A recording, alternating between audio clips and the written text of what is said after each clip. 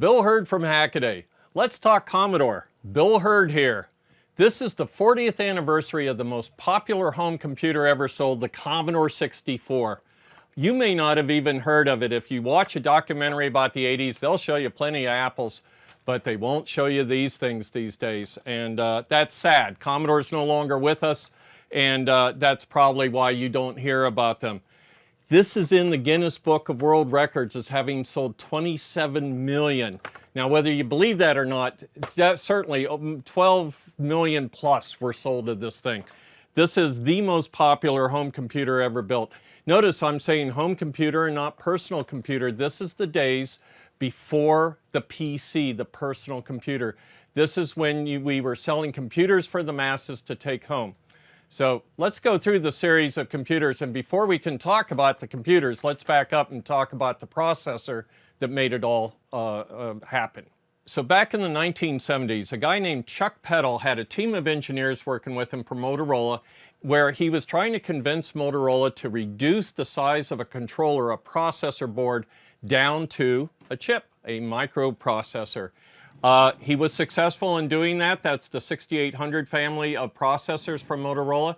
But he ran into political issues in that the guys who got thousands of dollars for selling the big boards didn't want a chip selling for a couple dozen dollars competing with him.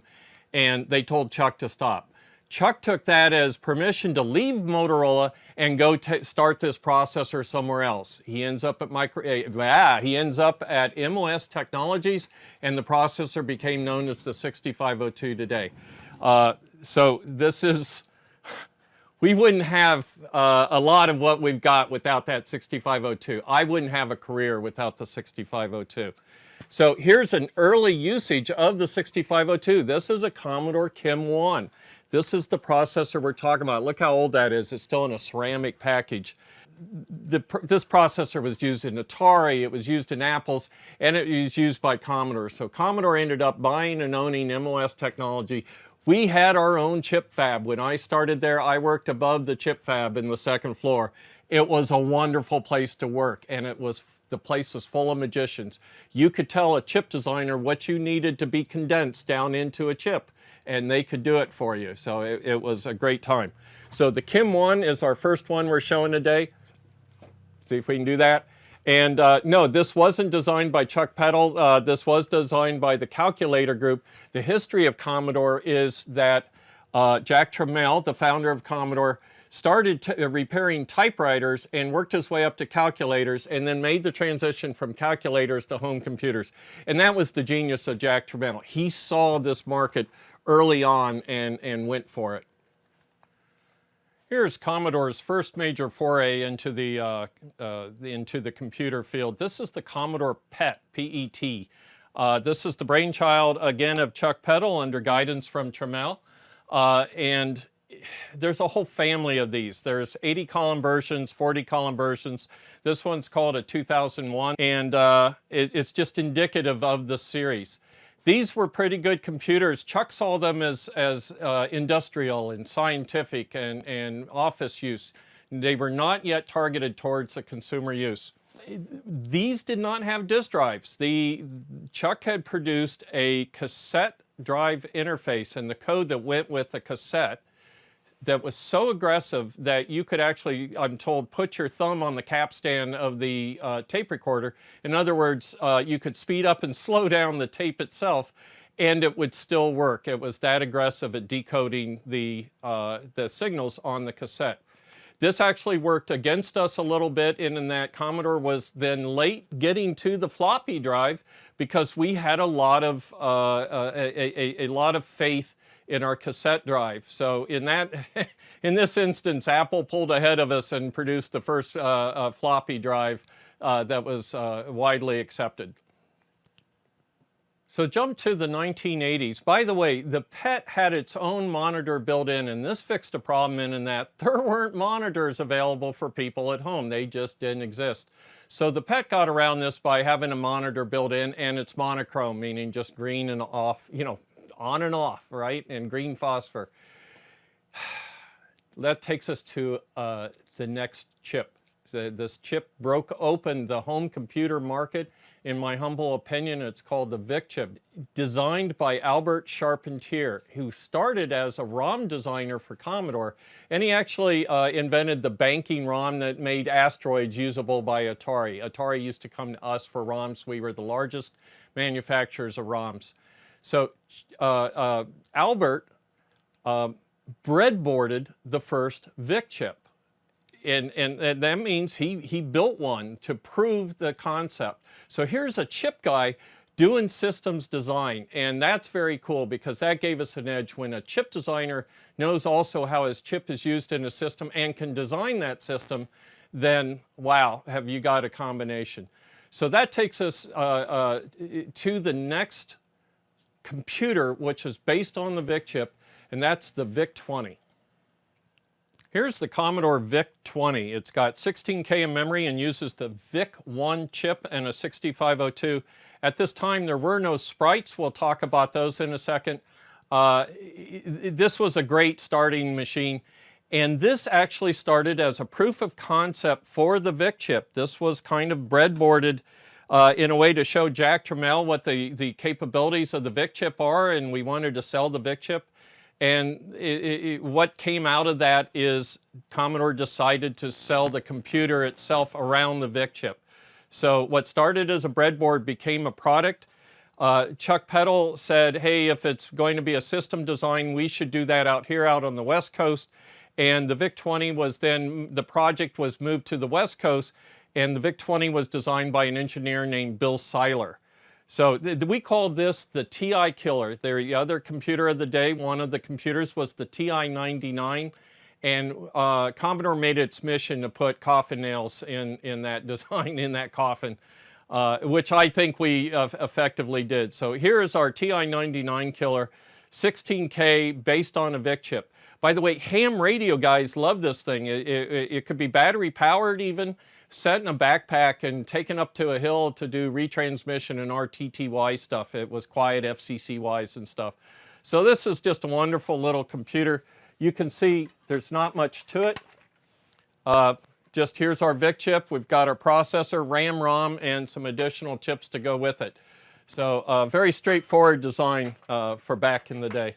So now we're up to about 1982, and I've got to tell you about a couple more chips because the chips are what made these computers of the day. Again, we owned a chip fab, so we didn't, I kid that other companies, Apple, used to just use our chips, but our computers were based on the chip, very tightly integrated and as inexpensively made as possible and sold inexpensively.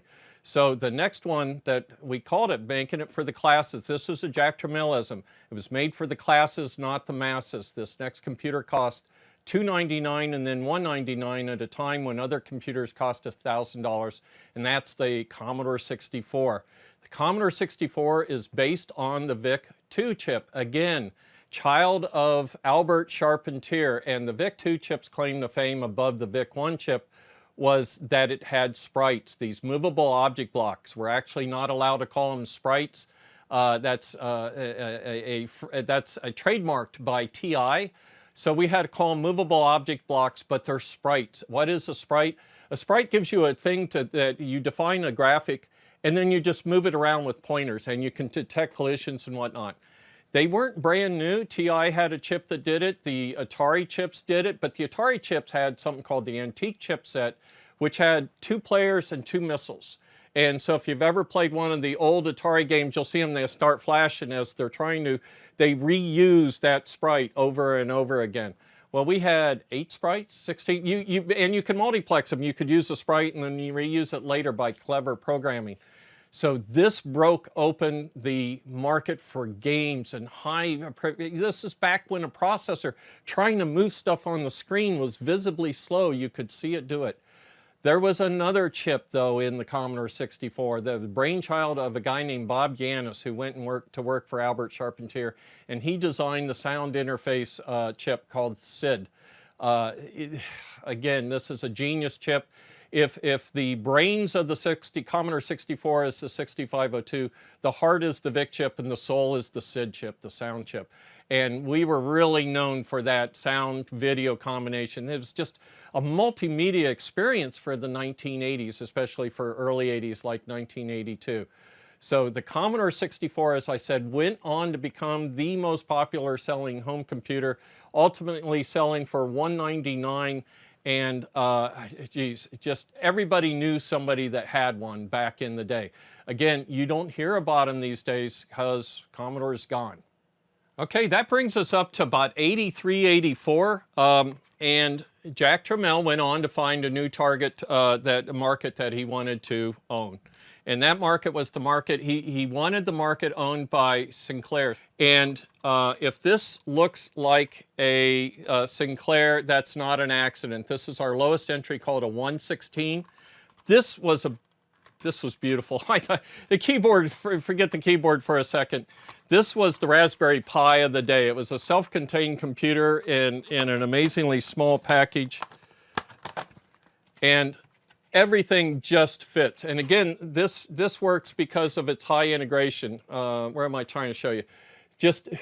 We even had to change the joystick connector because there just wasn't room. That's how tight this thing was. This used a brand new chip called the TED chip, text display. This was meant to be a business machine, not a Commodore 64. If you wanted to play games, get a Commodore 64. But this was a series of computers called what we called TED internally. This was originally started as something called a 264. This is the 64K version of this. This is the 116. This had 16K, but it was done with 64K by 4 DRAMs. That was the brand new DRAM in the market. Even though it's 64K, it was organized as 64K by 4, which was brand new. So, text display chip. This thing could do 121 colors and do 128, except 8 shades of black is still black.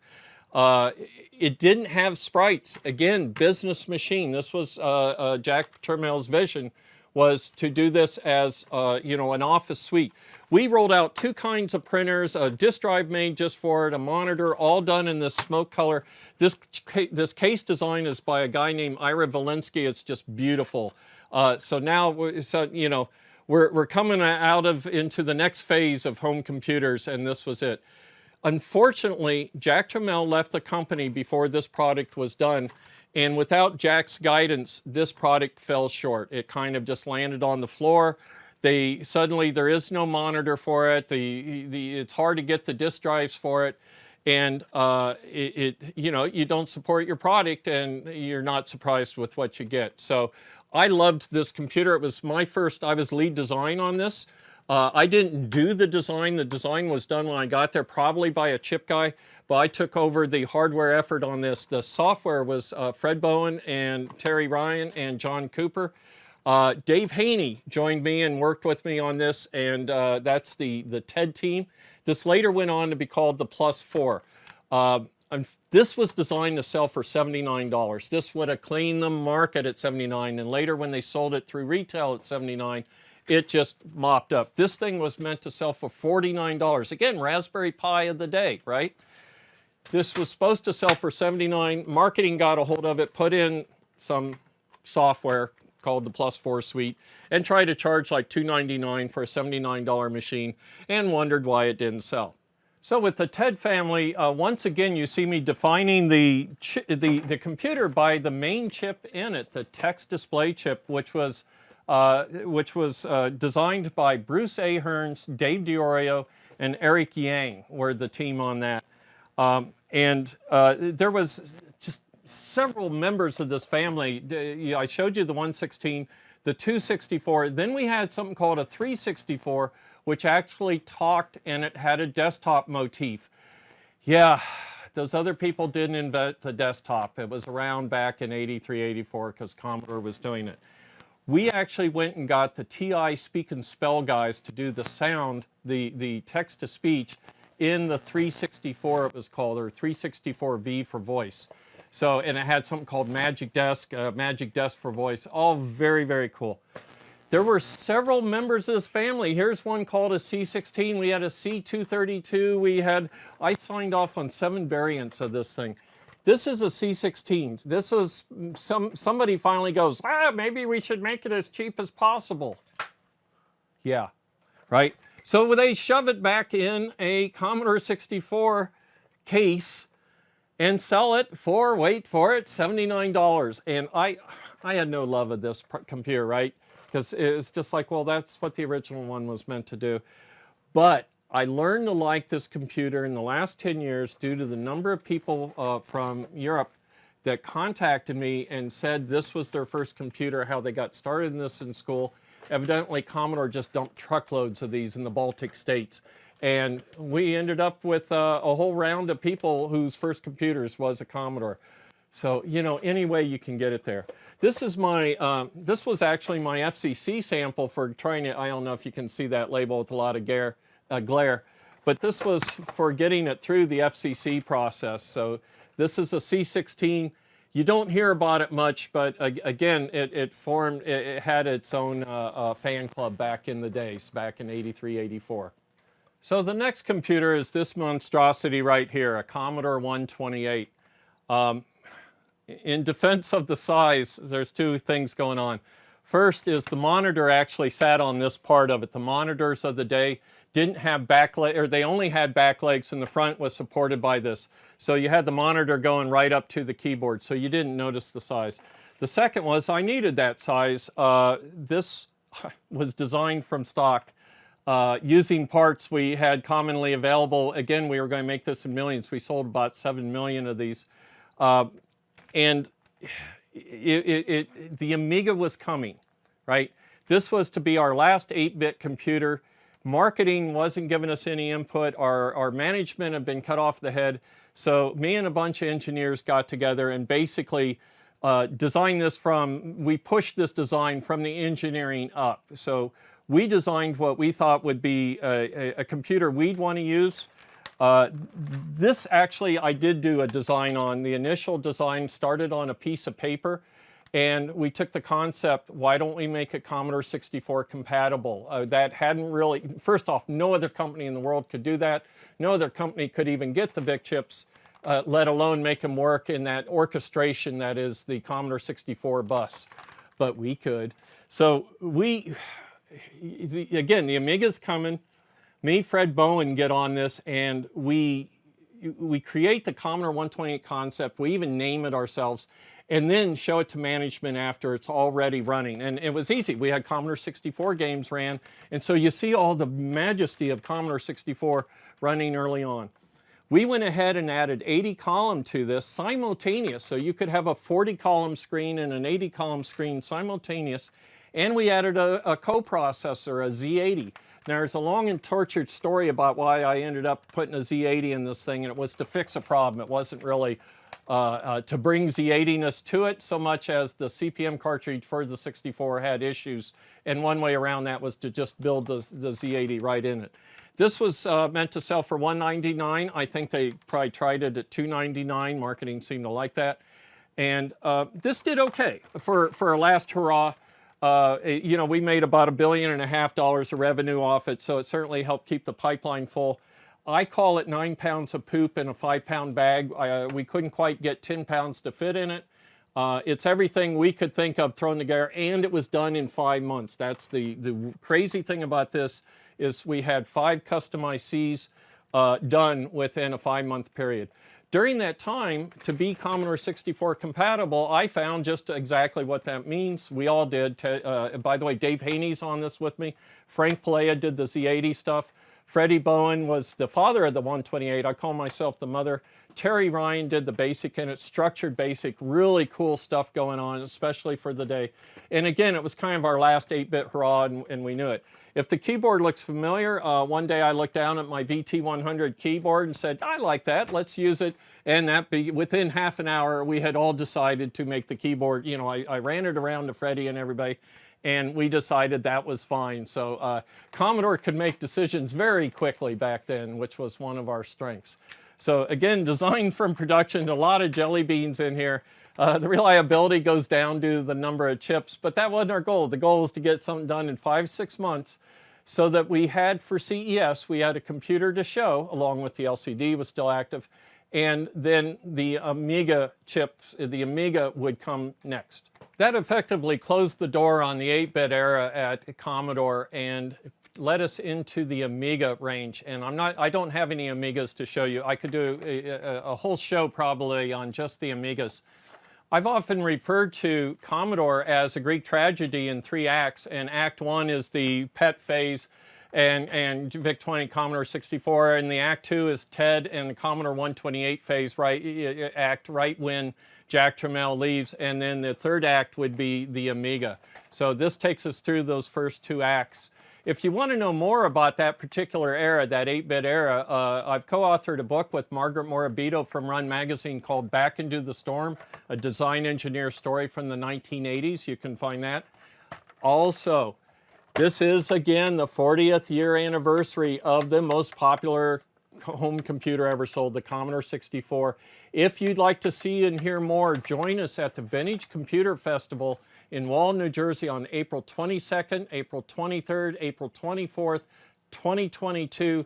We've got Albert Charpentier there. We've got Dave Haney, Andy Finkel, Bob Russell. All kinds of people are showing up that were instrumental in the design of this era. This was just the coolest era ever. It's too bad you don't see it on TV.